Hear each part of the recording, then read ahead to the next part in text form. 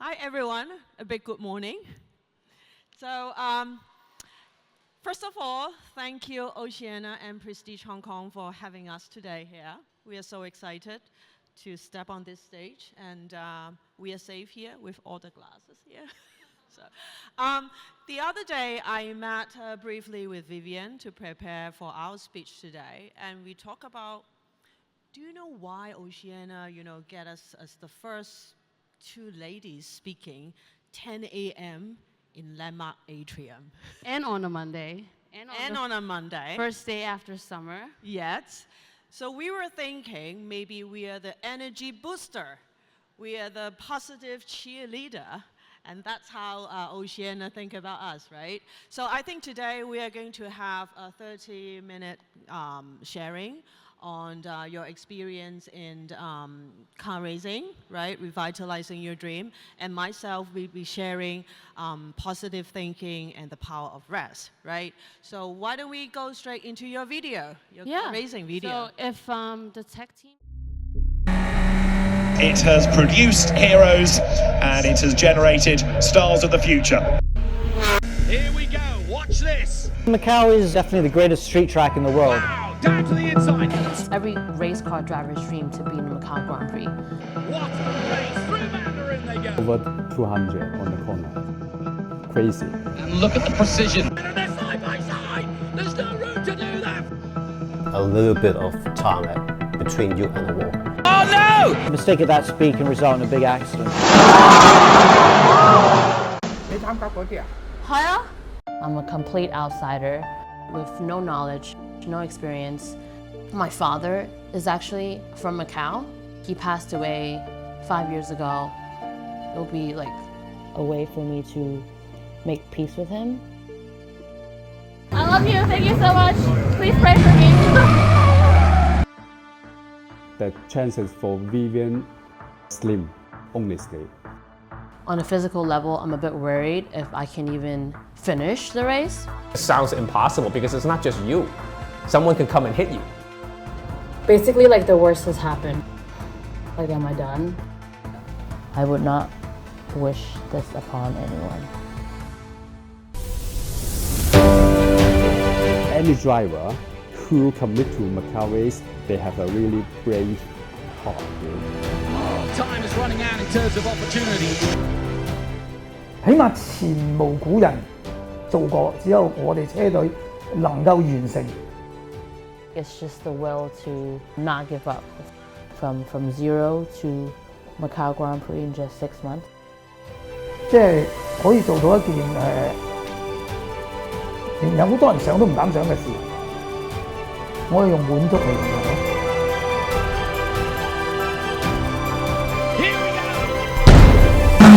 Be careful what you wish for.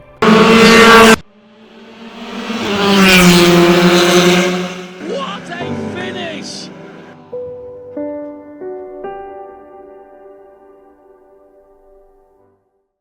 Okay, well, hopefully everyone's a bit more awake after seeing that movie trailer. So basically, this is a documentary film that's coming out end of the year, documenting my 6-month journey from having zero experience in motorsports to becoming the first Formula driver in China and the first female Formula driver in China and the first female driver to finish the Macau Grand Prix. So very glad that I get to share with everyone here at the Prestige Women of Power, but getting back to what I want to talk to all of you today is I want to inspire all of you that it's never too late to chase your dreams, as you can see in the movie, and it's also never too late to find your passion in life, right? So I kind of want to just, have an honest and open sharing about my experience last year. So let me just give you some background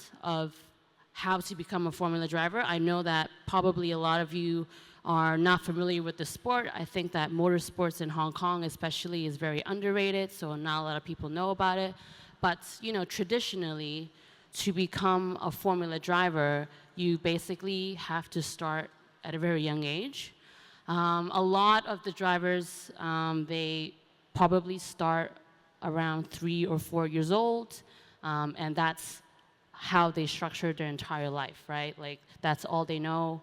They probably come from a racing background. Their families are in racing, so pretty much it's a very structured path to become a Formula driver. You start out in racing and karting, and then gradually Formula 4, which is the series that I'm in, and then Formula 3, 2, 1. But then for myself, I obviously did not come from that background. I'm actually, I was born in Hong Kong, I grew up in New York, went to school in New York, graduated, came back to Hong Kong to work in finance, as many of you who might also be in the industry. It's not something that I really thought about doing, or if it would be even possible for someone like my background to do so. But I had this, crazy idea last year that, I am just going to try this crazy sport, even though I have zero exposure and knowledge in it. But Vivian, what motivated you to do this, actually? It was like last year, right? Yeah, so, I get asked this question a lot because, again, it's not very usual, especially for someone that didn't have any exposure in the sport to go into Formula racing. I think the motivation, really, it's because of COVID lockdown. And it's actually, a bit daring to see this glass in front of us again. But, COVID lockdown in Hong Kong, for those of you who actually stayed in Hong Kong, you would know how bad it was. At one point, I felt like it was never going to end. And it took away 3 years of my life, and I don't know, when we'll have freedom again. So pretty much when the borders fully opened last year, I thought, hey, if now is not the time, when am I going to do it? It's now or never. Who knows if they probably rule out some restrictions again. So I just wanted to try it and give it my all because, again, in life, you never know, where it's going to end up. So that's kind of, why I decided to start out racing out of the blue. But I also wanted to, talk a little bit about positive thinking and how important it is through my short journey, as you've seen in the movie trailer. It was definitely, very difficult, and you've probably seen some of the struggles in there. And there was definitely a lot of, negative moments that I had in order to get through this journey, and particularly for the Macau Grand Prix. Internally, there was a lot of factors that made me very negative, where I really had to be positive to get through it, right? Like, for example, I had a lot of insecurity going into the Macau race. One, I'm a self-funded driver, and I remember just a few days before the actual race, I was informed that I had no insurance, which means, all accidents, any costs was going to be my responsibility. So obviously, that created a lot of stress on myself, right? And then, another very negative or thinking that I had, or doubt that I had in myself, was my capability or my skill. As you see in the video, I've only started racing a few months before racing in the Macau Grand Prix, which is known as the world's most dangerous track. I had a lot of doubts in whether or not, I could physically do it, or my skills were capable of doing it. It was my 4th ever race in a car. So definitely a lot of trying to achieve the impossible type of task that I have at hand. And lastly, definitely safety and risk was a really big part. It's not called the world's most dangerous track for no reason. People could get really hurt in the Macau Grand Prix, and people could lose their life, right? So I'm essentially risking my life to be a part of this race. So definitely there's a lot of struggles going into it, but I had to maintain and never lose sight of why I started this journey. And it was the chance to fulfill a childhood dream that I never thought I would have, had the chance to do so. So I just had to, stay positive, be grateful, be blessed, and just cherish every single moment I have with the car. And miraculously, that's what helped me put through this journey. And I'm very happy to say that I've completed it, through a lot of this positive thinking, changing the narrative, and it really helps uplift you. And I hope that's the message that I can kind of share with you all and inspire all of you. Thank you, Vivian. If we have a chance, will you do it again? If I have the chance, meaning... To go back. Yes, I mean 100%. A year ago. Yes. Because, again, there was a lot of struggles as a first-timer, and that was my 4th ever race. And I feel like with the experience that I've gained, and obviously a lot of mental strength that I built through my first race, I definitely feel that if I do it again, it'll probably feel a lot lighter, and I'll probably enjoy a little bit more. Yeah. Thank you, Vivian. Yeah. Thank you. And on to you, on to Bastian. Okay, so for me, I'm a very ordinary Hong Kong raised lady, okay? But I did something that I'm very proud of, that I keep doing the same thing for 22 years. That is setting up my own PR and marketing company. And if you ask me now, that I still feel that it's only the first year that I'm doing my job. Every day when I wake up, I feel fresh, alive, and I still enjoy what I'm doing. So I think this is one of the outcome of being positive and taking rest as a very important factor in my everyday life. So today I'm going to share a little bit about positive thinking and rest. So go to the slide, please. Yes. So this is a tagline that I always remember, remind myself every day. And I think this is a very, very important concept for every woman. Because I think there is a lot of women that we know who are very, very capable and very eager and very passionate about their work, their families, and their lives. But this concept actually is very helpful for all of us. Never think that you are capable of everything. You are not a superwoman, and I'm not a superwoman, and we need rest, and we need to be vulnerable at times, right? So I think this is something that I always think is very useful. And the second concept that I always remind myself is never manage your time, but manage your energy. Because every day and everyone, it's very fair. We have 24 hours for everyone, right? There's no way that you can increase the amount of time that you can have, but you can always, always help yourself to expand your energy, to keep your energy level up. And this is, the only thing that you can make a difference.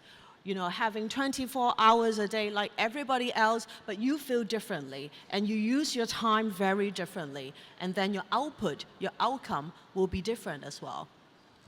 So we always talk about sustainability now, right? We talk about plastics, we talk about waste, but I want to talk about recycle myself, recycle yourself. I think this is a fundamental concept that we need to remind ourselves as well, how to recycle yourself. I always like to go to body massage, right? On more. I remember once my therapist told me, don't come to me only when you are deflated, when you are exhausted, you are totally burned out. Come to me when you feel that you're not too okay, then you have to come to me before you have all the pain and everything, right? So I think that's a very good idea. So always, always think about, okay, I have to make a pause, I have to rest. So this is a signal that we need to stay very, very conscious about. Never let yourself go to the bottom, but when you're halfway there, you have to swim up. Okay. And I always think 99% of your worries actually won't happen. Why I say that? Because if you are very aware or conscious of what's happening around you, you will be aware to know, okay, I see a situation, but that's not a problem yet. I see situations. That's what I always tell my team. Don't call it a problem until it turns out to be a problem. If you're a situation and you think that it can turn out to be a problem, find your solution.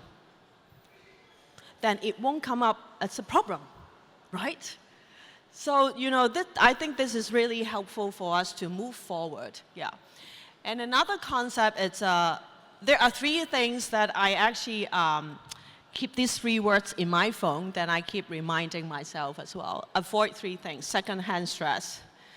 We all know what is secondhand stress, right? A lot of the time, stress don't come from us. It's from your boss, your husband, your wife, your friends, your children, How to avoid it? And today's setting, I can see a very good relevance here, is this glass. What I always do is I imagine myself having a glass in front of myself. So whenever I receive some comments or I see something happening or I met someone with really negative energy, I use this glass, the magic glass. So what I recommend is try to have a glass. Try to find your own glass, okay? Use it.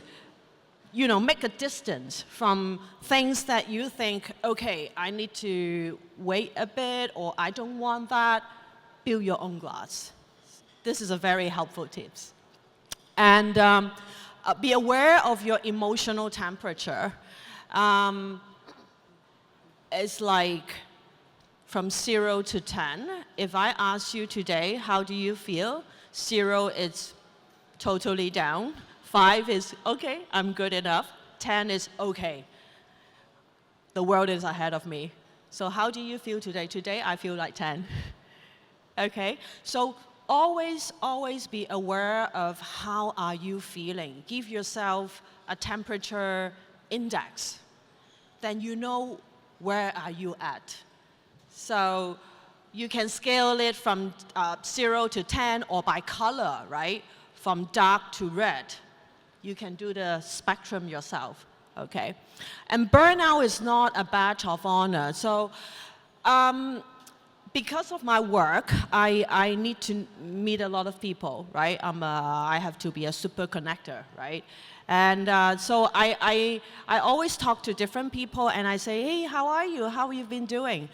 90% of the response that I get is, oh, I'm so tired. Oh, I'm so busy.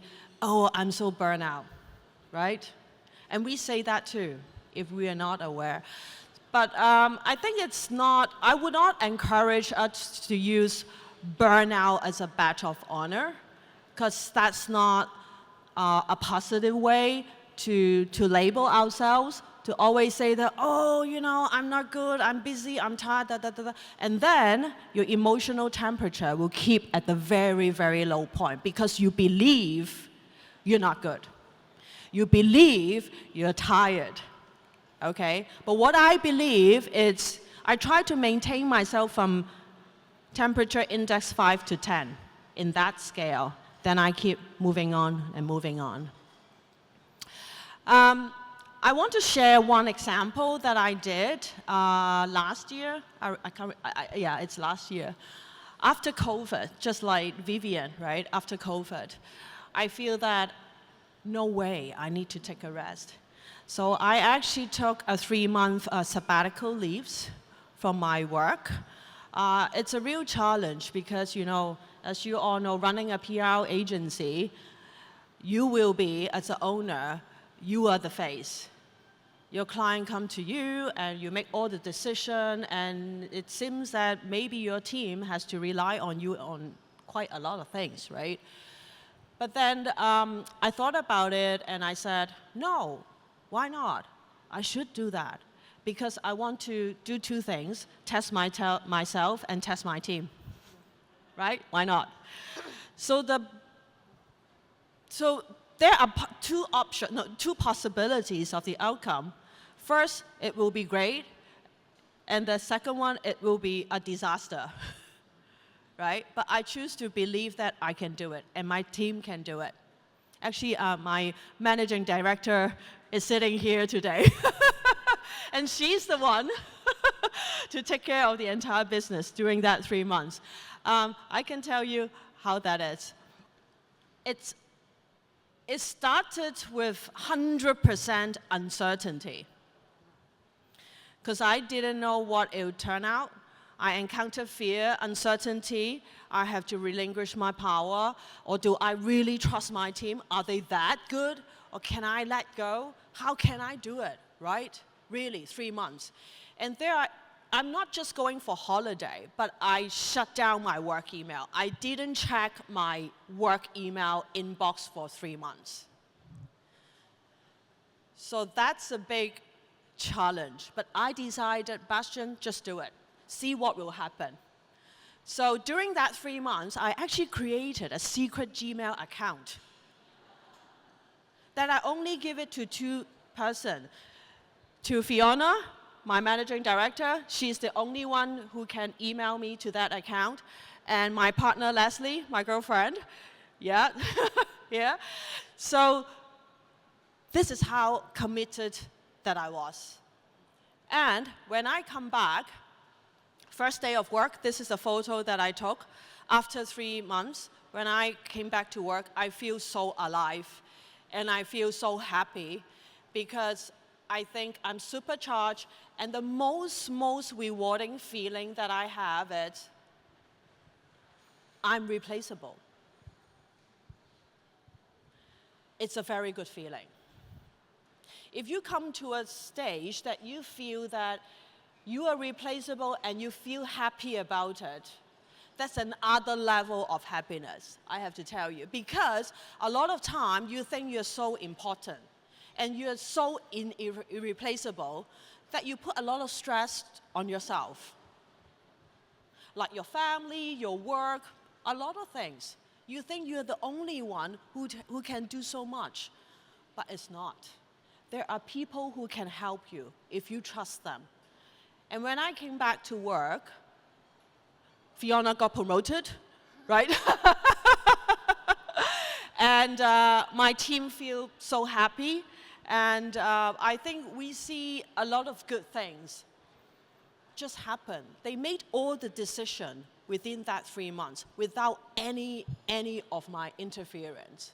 So if you ask me, I'll definitely do it again. And if you ever think you want to do that, I can have some tips off stage, right? And lastly, I like to read. There are 3 books or 1 app, 2 books that I really recommend to women of power, women of passion, women of vision here. The first one is actually by Anya Haimach. If in doubt, wash your hair. This is a very, very easy to read book. Very easy, funny, hilarious, I would say, but very practical. It's for every modern woman. It talks about work, family, friendship, as a boss, as a mother, as a daughter, as a friend. So get a copy if you have a chance, okay? And the second one is Effortless. Effortless, it's about how to do less but gain more, a very simple concept. So it's not always about working hard. Working hard is very outdated. Especially we have so many technology to help you, AI, You don't really need to work hard. You need to work smart.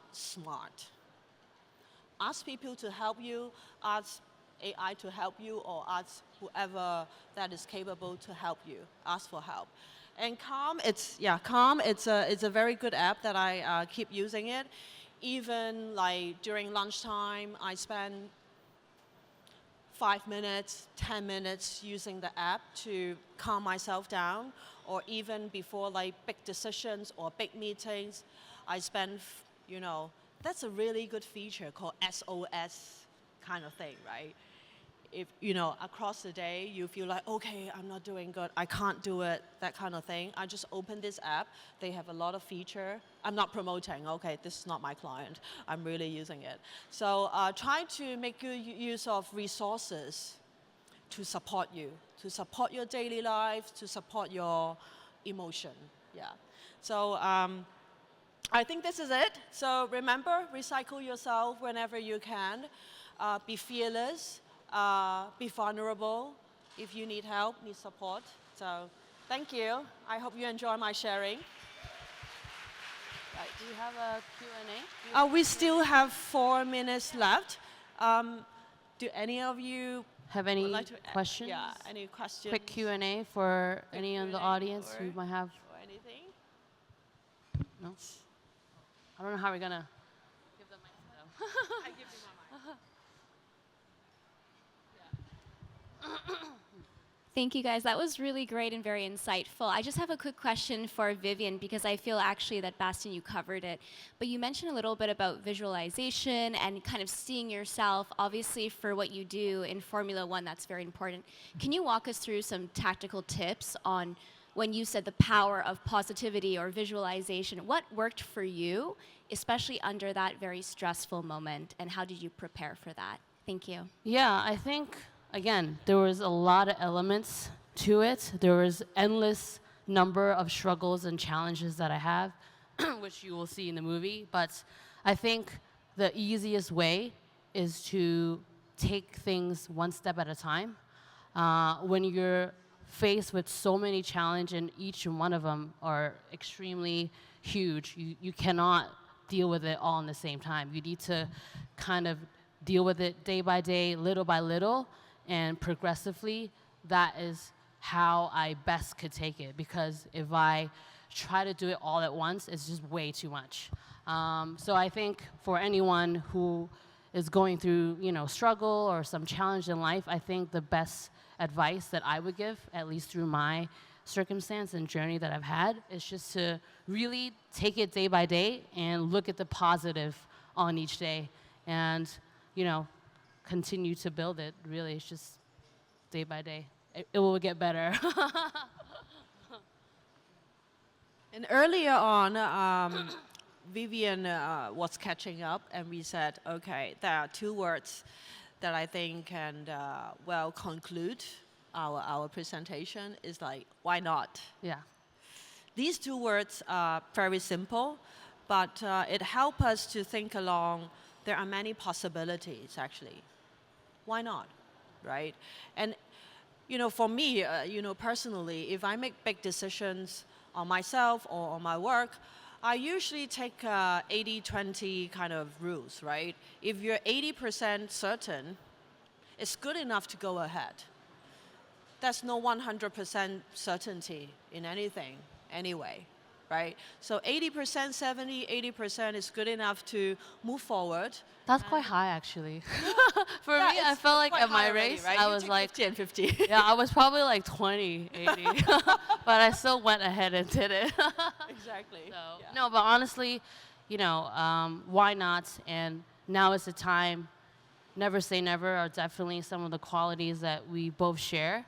Again, nothing is impossible. The sky's the limit. It's very cliche, but I feel like what both Bastian and I have done through our journey last year, it pretty much is a great example of it. So, we really hope our stories can kind of inspire all of you to take the chance, take the leap. Nothing is impossible, and it's never too late to discover your passion and your dreams in life, really. So.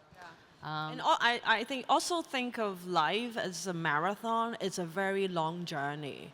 It's not a short competition. It's a marathon.